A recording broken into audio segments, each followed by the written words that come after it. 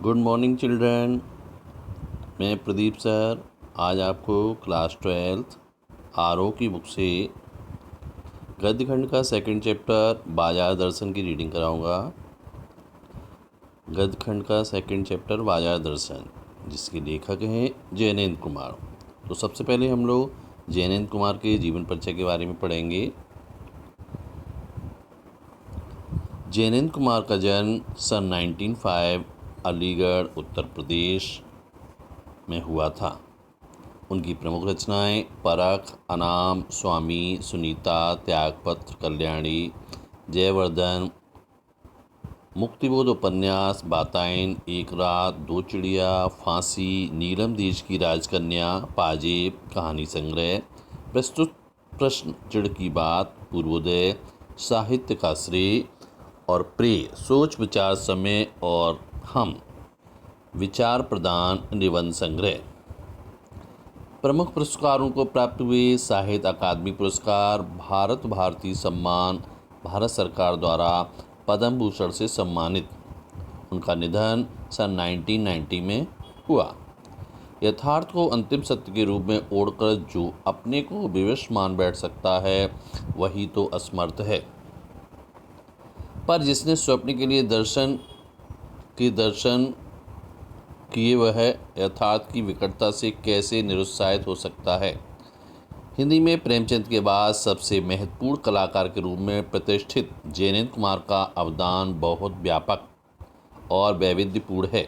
अपने उपन्यासों और कहानियों के माध्यम से उन्होंने हिंदी में एक सशक्त मनोवैज्ञानिक कथाधारा का प्रवर्तन किया। परख और सुनीता के बाद सन 1937 में प्रकाशित त्यागपत्र ने उन्हें मनोवैज्ञानिक उपन्यास के रूप में प्रभुत प्रतिष्ठा दिलाई। इसी तरह खेल, पाजेब, नीलम देश की राजकन्या, अपना अपना भाग, तत्सम जैसी कहानियों को भी कालजयी रचनाओं के रूप में मान्यता मिली। कथाकार होने के साथ साथ जैनेंद्र की पहचान अत्यंत गंभीर चिंतक के रूप में रही। बहुत सरल एवं औपचारिक सी दिखने वाली शैली में उन्होंने समाज, राजनीति, अर्थनीति एवं दर्शन से संबंधित गहन प्रश्नों को सुलझाने की कोशिश की है। अपनी गांधीवादी चिंतन दृष्टि का जितना सुष्ट एवं सहज उपयोग भी जगत जीवन से जुड़े प्रश्नों के संदर्भ में करते हैं वह अन्यत्र दुर्लभ है, और वह इस बात का सबूत पेश करता है कि गांधीवाद को उन्होंने कितनी गहराई से हृदयगम किया। बाजार दर्शन जैनेंद्र का एक महत्वपूर्ण निबंध है जिसमें गहरी वैचारिकता और साहित्य सुलभ लालित्य का दुर्लभ संयोग देखा जा सकता है।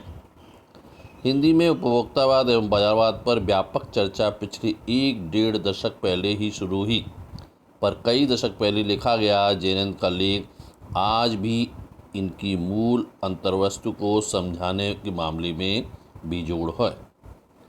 वे अपने परिचितों मित्रों से जुड़े अनुभव बताते हुए स्पष्ट करते हैं कि बाजार की जादुई ताकत कैसे हमें अपना गुलाम बना लेती है। अगर हम अपनी आवश्यकताओं को ठीक ठीक समझकर बाजार का उपयोग करें तो उसका लाभ उठा सकते हैं, लेकिन अगर हम ज़रूरत को तय कर बाजार में जाने के बजाय उसकी चमक दमक में फंस गए तो वह असंतोष, तृष्णा और ईर्ष्या से घायल कर हमें सदा के लिए बेकार बना सकता है। इस मूल भाव को जैनेंद्र कुमार ने भांत वहाँ से समझाने की कोशिश की है, कहीं दार्शनिक अंदाज में तो कहीं किस्सा गो की तरह। इसी क्रम में केवल बाजार का पोषण करने वाले अर्थशास्त्र को उन्होंने अनीत शास्त्र बताया है। बाजार दर्शन, अब हम इस चैप्टर की रीडिंग करेंगे। तो सबसे पहले हम समझ लेंगे कि बाजार दर्शन है क्या। बाजार दर्शन एक बाजार है जिसमें लोग अनावश्यक वस्तुएं खरीद कर ले आते हैं। इस उद्देश्य से ले आते हैं क्योंकि बाजार में इतनी आकर्षक चीज़ें लगी होती हैं वो हमें अपनी ओर लुभाती हैं और हम उनकी तरफ आकर्षित हो जाते हैं, उन चीज़ों को खरीद लाते हैं। वह चीज़ें हमारे लिए उपयोगी नहीं होती हैं। तो इसी बात पर जैनेंद्र कुमार ने बहुत अच्छे रूप में इस चैप्टर को लिखा है। हम लोग रीडिंग करेंगे इसकी। एक बार की बात कहता हूँ, मित्र बाजार गए थे एक मामूली चीज़ लेने पर लौटे तो एकदम बहुत से बंडल पास थे। मैंने कहा, यह क्या? बोले, यह जो साथी थी ना, उनका आशय था, यह पत्नी की महिमा। उस महिमा का मैं कायल हूँ। आदिकाल से इस विषय में पति से पत्नी की ही प्रमुखता प्रमाणित है और यह व्यक्तित्व का प्रश्न नहीं, स्त्रीत्व का प्रश्न है। स्त्री माया ना जोड़े तो क्या मैं जोड़ूं? फिर भी सच सच और वह यह कि इस बात में पत्नी की ओटली जाती है। मूल में एक तत्व की महिमा सविशेष है। वह तत्व है मनी बैग, अर्थात पैसे की गर्मी या एनर्जी। पैसा पावर है, पर उसके सबूत में आसपास माल टाल जमा ना हो तो क्या वह खाक पावर है? पैसे को देखने के लिए बैंक हिसाब देखिए, पर माल, असवाब, मकान, कोठी तो अनदेखे भी देखते हैं। पैसे की उस परचेजिंग पावर के प्रयोग में ही पावर का रस है। लेकिन नहीं, लोग संयमी भी होते हैं। वे फिजूल सामान को फिजूल समझते हैं। वे पैसा बहाते नहीं और बुद्धिमान होते हैं। बुद्धि और संयम पूर्व वह पैसे को जोड़ते जाते हैं। वह पैसे की पावर को इतना निश्चय समझते हैं कि उसके प्रयोग की परीक्षा उन्हें दरकरार नहीं। बस खुद पैसे के जुड़ा होने पर उनका मन गर्व से फूला रहता है। मैंने कहा, यह कितना सामान ले आए? मित्र ने सामने मनी बैग फैला दिया। कहा, यह देखिए, सब उड़ गया। अब जो रेल टिकट के लिए भी बचा हो। मैंने तब तय माना कि और पैसा होता और सामान आता। वह सामान ज़रूरत की तरफ देखकर नहीं आया, अपनी परचेजिंग पावर के अनुपात में आया है। आप लोगों ने भी सुना है, जब हम लोग बाज़ार जाते हैं तो हम बाज़ार के जादू से इस तरीके से बाज़ार को सजाया होता है, वहाँ इस प्रकार की वस्तुएं लगी होती हैं कि हम उनकी तरफ आकर्षित हो जाते हैं और हम ना चाहकर भी उन चीज़ों को ख़रीद लाते हैं जो चीज़ें हमारे लिए उपयोगी नहीं होती। कुछ लोग, आप लोग ये भी सुना है, कुछ लोग आप देखते हैं कि उन्हें शॉपिंग करने में ही आनंद की अनुभूति होती है। वो बाज़ार जाएं और कम से कम अगर 2-4 बैग खरीद कर सामान लेकर नहीं आए तो उनको मन को संतुष्टि नहीं होती। उन्हें ये लगता है कि मैं अच्छे से बाज़ार मैंने नहीं किया है या मैंने अच्छी शॉपिंग नहीं कर पाई है। तो कुछ लोगों को इस बात की भी संतुष्टि होती है कि मैं बहुत अच्छी शॉपिंग करके आया हूँ, चाहे उस शॉपिंग में जो भी सामान ख़रीदा है वो आपके उपयोग का है या नहीं है। मैंने कहा, यह इतना कुछ नाहक ले आए? मित्र बोले, कुछ न पूछो, बाजार है कि शैतान का जाल। ऐसा सजा सजा कर मार लगते हैं कि बेहया ही हो जो ना फंसे। मैंने मन में कहा, ठीक, बाजार आमंत्रित करता है, आओ मुझे लूटो और लूटो। सब भूल जाओ, मुझे देखो, मेरा रूप और किसके लिए है? तुम्हारे लिए हूँ। नहीं कुछ चाहते हो तो भी देखने में क्या हर्ज है? अजी आओ भी।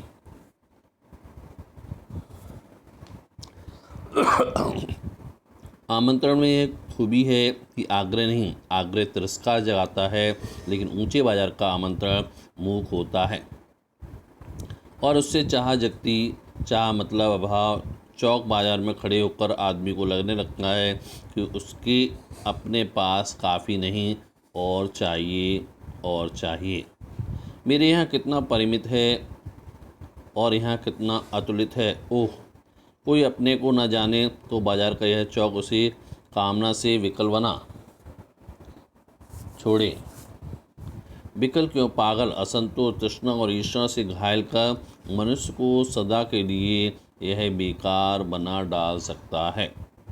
एक और मित्र की बात है, यह दोपहर के पहले के लिए गए बाजार से कहीं शाम को वापस आए और आए तो खाली हाथ।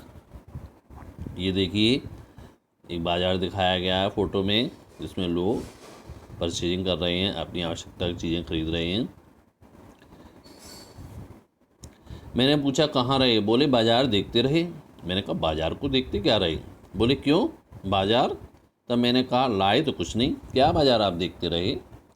बोले, हाँ, पर यह समझ ना आता था कि ना लूँ तो क्या। सभी कुछ तो लेने को जी चाहता था। कुछ लेने का मतलब था शेष सब कुछ को छोड़ देना, पर मैं कुछ भी नहीं छोड़ना चाहता था, इससे मैं कुछ भी नहीं ले सका। मैंने कहा, खूब, पर मित्र की बात ठीक थी। अगर ठीक पता नहीं है कि क्या चाहते हो तो सब ओर की चाह तुम्हें घेर लेगी। तब परिणाम त्रास ही होगा, गति नहीं होगी, न कर्म। बाजार में एक जादू है, वह जादू आँख की राह काम करता है। वह रूप का जादू है, पर जैसे चुंबक का जादू लोहे पर ही चलता है, वैसे ही इस जादू की भी मर्यादा है। जेब भरी हो और मन खाली हो, ऐसी हालत में जादू का असर खूब होता है। जेब खाली पर मन भरा ना हो तो भी जादू चल जाएगा। मन खाली है तो बाजार की अनेकानेक चीज़ों का निमंत्रण उस तक पहुंच जाएगा। कहीं वह उस वक्त जेब भरी, तब तो फिर वह मन किसकी मानने वाला मालूम होता है। यह भी लूँ वह भी लूँ, सभी सामान जरूरी और आराम को बढ़ाने वाला होता है। पर यह सब जादू का असर है, जादू की सवारी। उत्तरी की पता चलता है कि फैंसी चीज़ों की बहुतायत आराम में मदद नहीं देती, बल्कि खलल ही डालती है। जितनी भी फैंसी चीज़ें होती हैं वो हमें हमारे आराम में मदद नहीं करती, बल्कि खलल डालती हैं। थोड़ी देर को स्वाभिमान को जरूर सेंक मिल जाता, पर इससे अभिमान की गिल्टी की और ही खुराक मिलती है। जकड़ रेशमी डोरी की हो तो रेशम के स्पर्श के मुलायम के कारण यह कम जकड़ होगी। पर उस जादू की जकड़ से बचने का एक सीधा सा उपाय है, वह यह है कि बाजार जाओ तो खाली मन ना हो। मन खाली हो तब बाजार ना जाओ। कहते हैं लू में जाना हो तो पानी पीकर जाना चाहिए। पानी भीतर हो, लू का लूपन व्यर्थ हो जाता। मन लक्ष्य में भरा हो तो बाजार भी फैला का फैला ही रह जाएगा। तब वह घाव बिल्कुल नहीं दे सकेगा, बल्कि कुछ आनंद ही देगा। तब बाजार तुमसे कृतार्थ होगा, क्योंकि तुम कुछ न कुछ सच्चा लाभ उसे दोगे। बाजार की असली कृतार्थता आवश्यकता के समय काम आना। यही एक अंतर चीन लेना बहुत ज़रूरी है। मन खाली नहीं रहना चाहिए, इसका मतलब यह नहीं कि वह मन बंद रहना चाहिए। जो बंद हो जाए वह शून्य हो जाएगा। शून्य होने का अधिकार बस परमात्मा का है, जो सनातन भाव से संपूर्ण है। सिर्फ सब अपूर्ण है, इससे मन बंद नहीं रह सकता। सब इच्छाओं का निरोध कर लोगे, यह झूठ है। और अगर इच्छा निरोध का ऐसा ही नकारात्मक अर्थ हो तो वह तप झूठ है। वैसे तप की राह रेगिस्तान को जाती होगी, मुझ की राह वह नहीं है। ठाठ देकर मन को बंद कर रखना जड़ता है। लोभ का यह जीतना नहीं कि जहाँ लोभ होता है यानी मन, वहाँ नकार हो। यह तो लोभ की ही जीत है और आदमी की हार। आँख अपनी फोड़ डाली तब लोभनीय के दर्शन से बचें तो क्या हुआ? ऐसे क्या लोभ मिट जाएगा? और कौन कहता है कि आँख फूटने पर रूप दिखना बंद हो जाएगा? क्या आँख बंद करके ही हम सपने नहीं लेते? और भी सपने क्या चैन भंग नहीं करते? इससे मन को बंद कर डालने की कोशिश तो अच्छी नहीं, वह अकारत है। यह तो हट वाला योग है, शायद हट ही हट है, योग नहीं। इससे मन कृष्ण भले हो जाए और पीला और असक्त जैसे विद्वान का ज्ञान, वह मुक्त ऐसे नहीं होता। इससे वह व्यापक की जगह संकीर्ण और विराट की जगह क्षुद्र होता है। इसलिए उसका रोम रोम मूंद कर बंद तो मन को करना नहीं चाहिए। वह मन पूर्ण कब है? हम में पूर्णता होती तो परमात्मा से अभिन्न हम महाशून्य ही न होते। अपूर्ण है, इसी से हम सच्चा ज्ञान सदा इसी अपूर्णता की बोध को हम में गहरा करता है। सच्चा कर्म सदा इस अपूर्णता की स्वीकृति के साथ होता है। अतः उपाय कोई वही हो सकता है जो बलात् मन को रोकने ना कहे, जो मन को भी इसलिए सुने क्योंकि वह अप्रयोजनीय रूप से हमें नहीं प्राप्त हुआ है। हाँ, मनमानेपन की छूट मन को ना हो, क्योंकि वह अखिल का अंग है, खुद कुल नहीं है। पड़ोस में एक महानुभाव रहते हैं जिनको लोग भगत जी कहते हैं। चूरन बेचते हैं। यह काम करते जाने उन्हें कितने बरस हो गए। किसको? भगत जी को।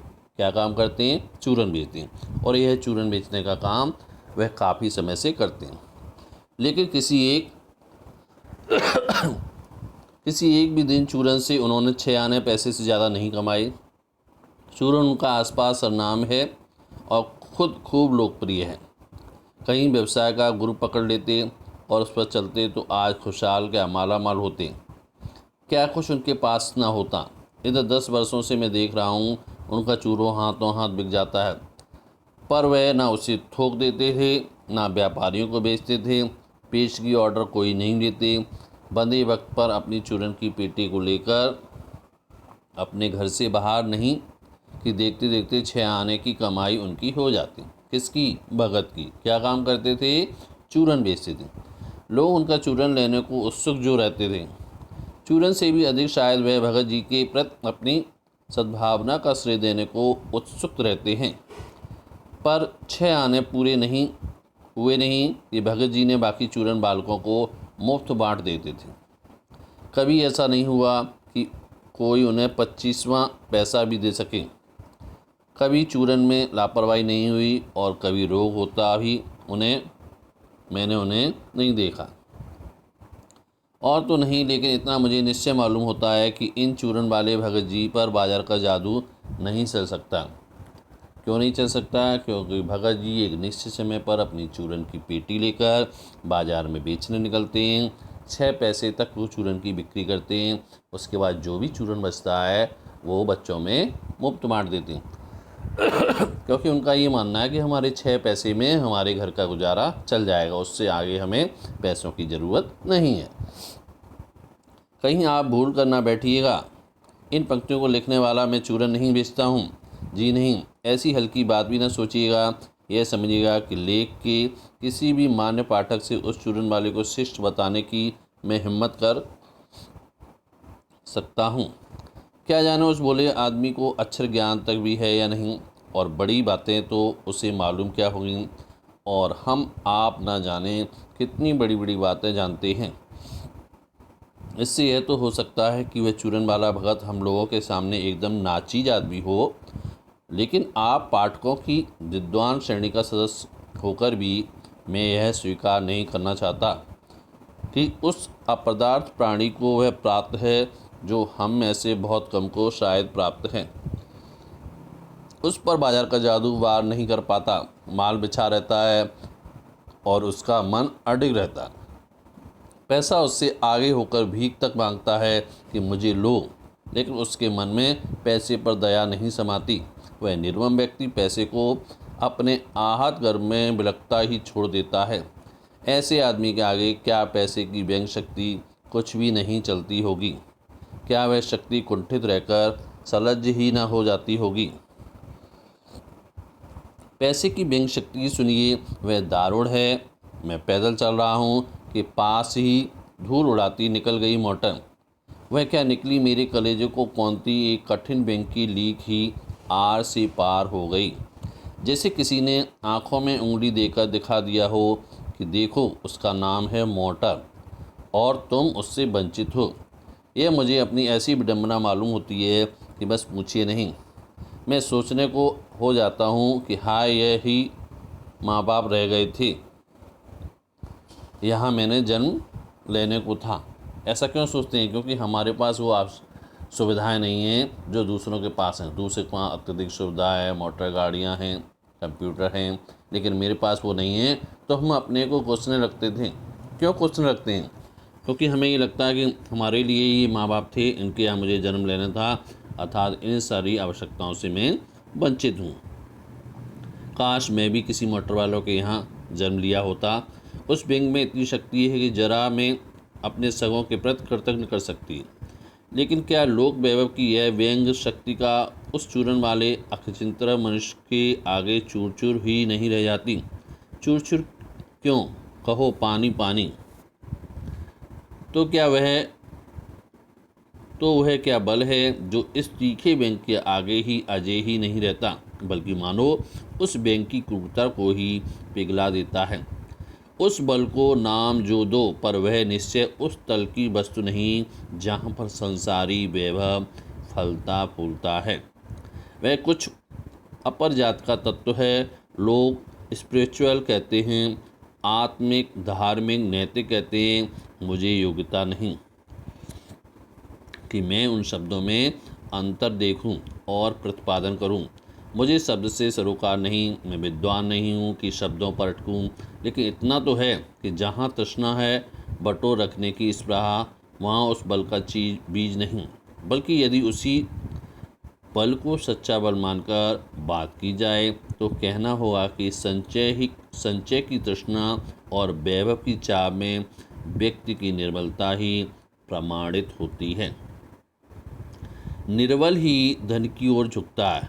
निर्बल मीन जो आर्थिक रूप से कमजोर हो, और वह अबलता है, वह मनुष्य पर, धन की ओर, चेतन पर जड़ की विजय। एक बार चूरन वाले भगत जी बाजार चौक में दिख गए। मुझे देखते ही उन्होंने जय जय राम किया। मैंने भी जय राम कहा। उनकी आंखें बंद नहीं थीं और ना वह उस समय वह बाजार को किसी भांत कोस रहे मालूम होते थे। राह में बहुत बालक मिले जो भगत जी द्वारा पहचाने जाने के इच्छुक थे। भगत जी ने सबको ही हंसकर पहचाना, सबका अभिवादन किया। इससे तनिक भी यह नहीं कहा जा सकेगा कि चौक बाजार में होकर उनकी आंखें किसी से भी कम खुली थीं, लेकिन भौचक्के हो रखने की लाचारी उन्हें नहीं थी। व्यवहार में पशुवेश उन्हें नहीं था और खोए से खड़े नहीं वह रह जाते थे।